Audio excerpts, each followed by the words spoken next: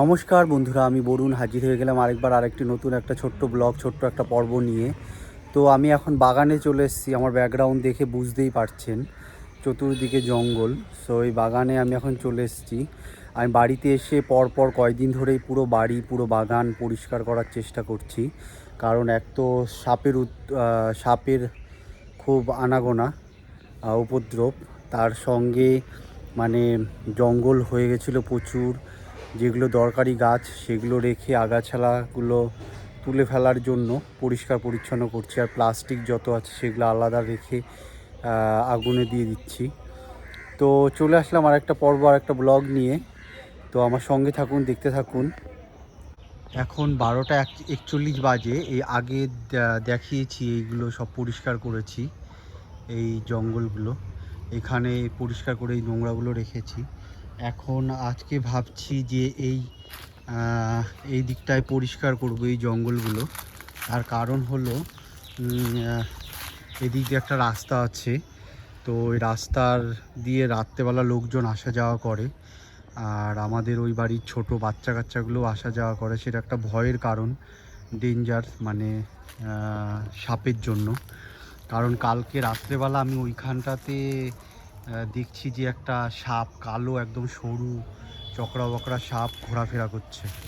তো এটা একটা ভয়ের কারণ। সেই কারণে এই রাস্তার এই পাশ দিয়ে এগুলো সব পুরোটা পরিষ্কার করব।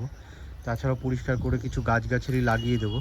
তো চলে আসলাম জঙ্গল পরিষ্কার করতে। আজকে আমার জঙ্গল পরিষ্কার করার 7 দিন, মানে 7ম পর্ব। তো 7ম পর্বতে আমি আমার জঙ্গল কিভাবে পরিষ্কার করছি, কতটা পরিষ্কার করছি, কী কী গাছগাছালি লাগাচ্ছি, সেটাই আমি আপনাদের সঙ্গে তুলে ধরবো। তো আমার সঙ্গে থাকুন, দেখতে থাকুন, আশা করি ভালো লাগবে। এই পুরোটাই পরিষ্কার করতে হবে, আর পুরোটাই পরিষ্কার করে গাছ লাগাতে হবে। এক সময় এখানে আমার অনেক গাছ ছিল, সেই গাছগুলো মরে গেছে। তার কারণ হলো এখানে প্রায় 1 হাঁটু সমান 1 মাস ধরে জল জমেছিল। আর এই গাছগুলো যে বড় বড় এর সমতুল্য গাছ ছিল, এই গাছগুলো জলটাকে নিতে পেরেছে, সেই 1 হাঁটু সমান জল। সেই কারণে এরা বেঁচে আছে এখনও। আর কিছু কদম গাছ ছিল, সেগুলোও বেঁচে আছে। তার মধ্যে এই একটা কদম গাছ, ওই একটা কদম গাছ, আর এই যে এইখানটা একটা কদম গাছ ছিল। যদিও বা এগুলো আমার মা বিক্রি করে দিয়েছে। সেখান থেকে আবার বেরিয়েছে। তো আমি আবার যত্ন করে কেটে ছেটে রেখেছি যাতে গাছটা লম্বা হয়, বড় হয়। এই যে এরকম। তো এই যে এইখানটা একটা সেগুন গাছ ছিল, দেখতে পাচ্ছেন। এইখানটা একটা সেগুন গাছ ছিল। এরকম সব সেগুন গাছগুলো বাগানের যত ছিল সব মরে গেছে। তো ভাবছি পরিষ্কার করে আবার নতুন চারা হয়েছে কিছু এই দিকটাতে। এই যে আমি আবার যত্ন করে রেখে দিয়েছি চারাগুলোকে। দেখাই, এই যে এটা সেগুন গাছ, এই যে সেগুন গাছের চারা, এগুলো সব হয়েছে। এগুলো আমি যত্ন করে রেখে দিয়েছি পরিষ্কার করার সময়। তো এইগুলো আবার তুলে নিয়ে ভাবছি পরপর লাইন করে লাগিয়ে দেব। তো দেখা যাক কি হয়। সঙ্গে থাকুন, দেখতে থাকুন। এত বছরের বৃষ্টিতে সব সময় বৃষ্টি হয়েছে আমাদের ওয়েস্ট বেঙ্গল কলকাতার সাইডে। তো যখনই বৃষ্টি হয়েছে তখনই এরকম জল হতো, 1 দিন 2 দিন পরে জলটা নেমে যেত। কিন্তু লাস্ট যে 2025-এ যে বর্ষাতে যে বৃষ্টিটা হয়েছে, সেই বৃষ্টিটা প্রচুর পরিমাণে হয়েছে। আর তখন এতটাই জল হয়েছিল যে আমি রিয়াদ থেকে বাড়িতে এসে দেখছি যে প্রায় 1-1.5 মাস ধরে জলটা আটকে ছিল। আর জলটা বেরোনোর কোনো রাস্তা নেই, চতুর্দিক দিয়ে রাস্তা, বাড়ি ঘর। তো ওই কারণ এটা আমাদের অনেক আগে, আমি যখন ছোটো ছিলাম আমার বাবা এখানে ধান চাষ করতো। তো একটু নিচু জমি, আর ড্রেনেজগুলো সব বন্ধ হয়ে গেছে বাড়িঘর হয়ে। তো সেই কারণে মানে এখন ওই জল এতটাই আটকে গেছিলো যে জল আটকে সেই জলেরটা নিতে পারিনি যেই সমস্ত গাছগাছালি, আর সেই সমস্ত গাছগাছালিগুলোই মারা গেছে। তো চলুন এখন পরিষ্কার করে তারপরে কিছু গাছ লাগানোর ব্যবস্থা করি।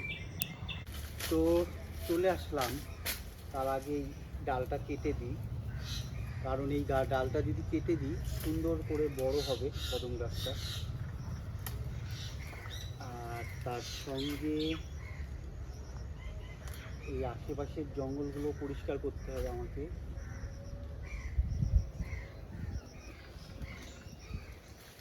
আশেপাশের জঙ্গলগুলো পরিষ্কার করতে হবে। সাপ খোপের ভয়, এদিক দিয়ে আমার নাতি সবাই আসা যাওয়া করে রাত বিরাতে। তো সাপের উপদ্রব যদি হয় আসা যাওয়ার একটা বিশাল বড় ভয়। তো সেই কারণে আগেও বলেছি এই দিকটা একটু পরিষ্কার করে দিই, আর পরিষ্কারের সাথে সাথে এদিকে আরও কিছু গাছগাছালি লাগিয়ে দেবো। তো সেই কারণে চলে আসলাম জঙ্গলে। প্রচুর লতা পাতা, এত লতা পাতা ছিল না। বর্ষার জল পেয়ে আমি আসছি তো ভালো করে, বর্ষার জল পেয়ে লতা পাতা পুরো ছড়িয়ে ছিটে গেছে।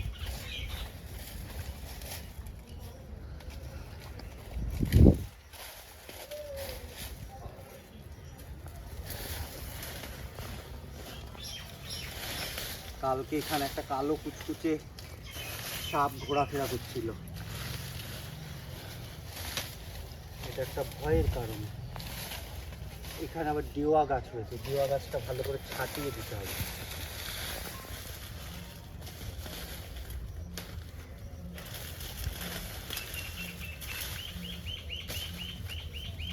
তো ভিডিওটা একটু লম্বা হয়ে যাবে, এই জায়গাটা পরিষ্কার করে তারপর আপনাদেরকে দেখাই।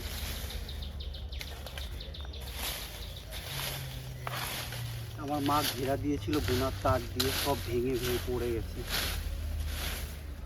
তার মাছ সব ভেঙে ছিঁড়ে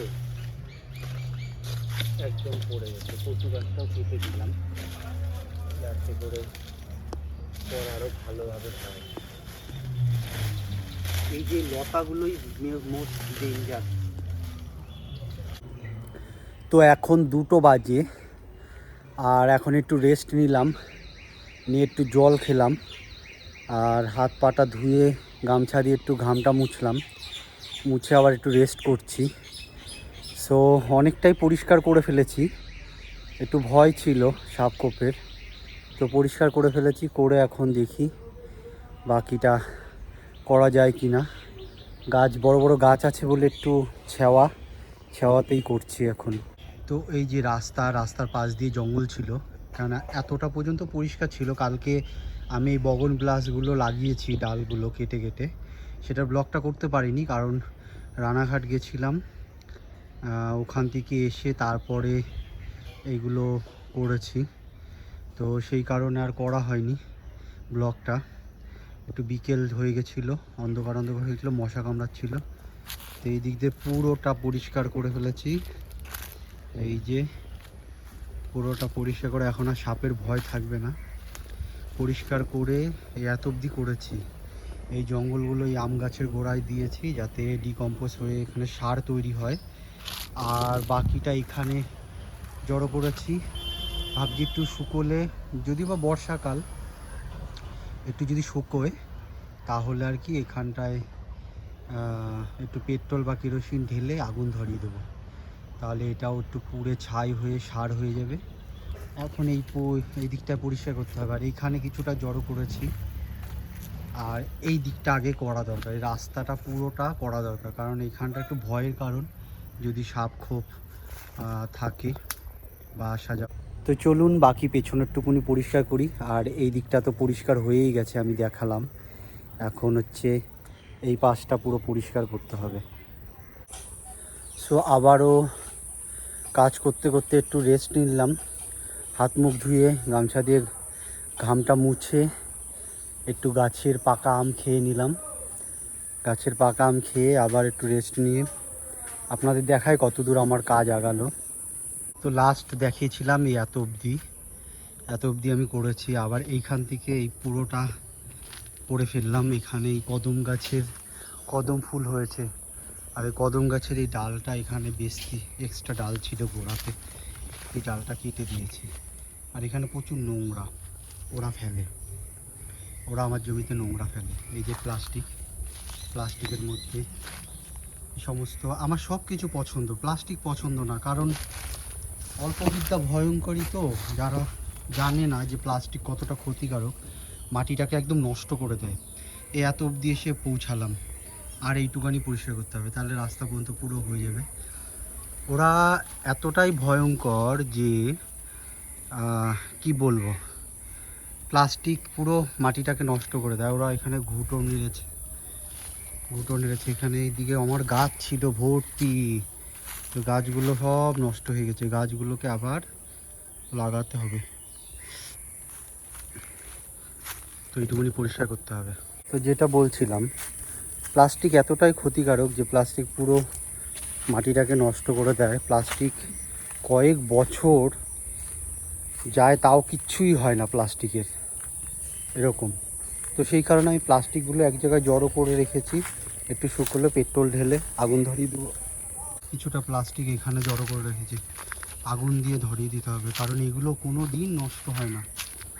কতটা জড়ো করেছি, এর আগের বারও আমি বাড়িতে এসে সারা বাগানের প্লাস্টিক জড়ো করে আগুন ধরিয়েছি, এইবারও এখানে ধরাতে হবে।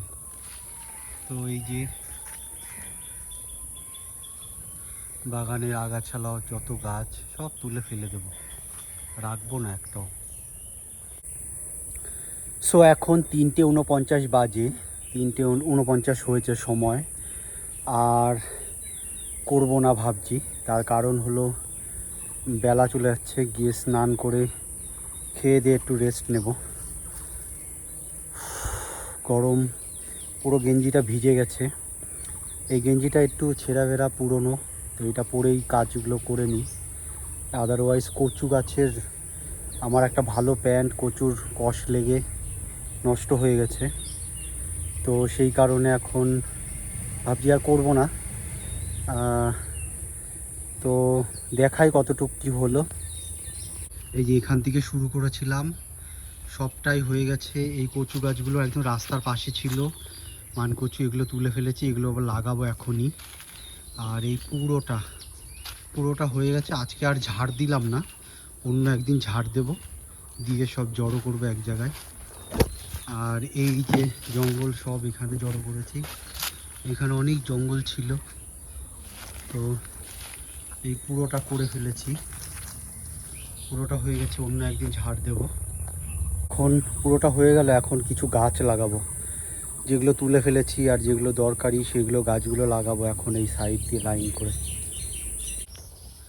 তো ফাইনালি এই যে মানকচু গাছ সব লাগিয়ে দিলাম, আর ওই দিক দিয়ে কয়টা সুপারির চারাও লাগিয়ে দিয়েছি, কাজ হয়ে গেছে। তো ব্লগটি এখানেই শেষ করছি, দেখা হবে আরেকটি নতুন পর্বে, নতুন একটা ছোট্ট ব্লগে। সো সবাই ভালো থাকবেন, সুস্থ থাকবেন, দেখা হবে আরেকটা নতুন পর্বে, নতুন একটা ব্লগে। Till then do watch my YouTube channel which is Bangla blogger Barun. Bye bye everyone, by.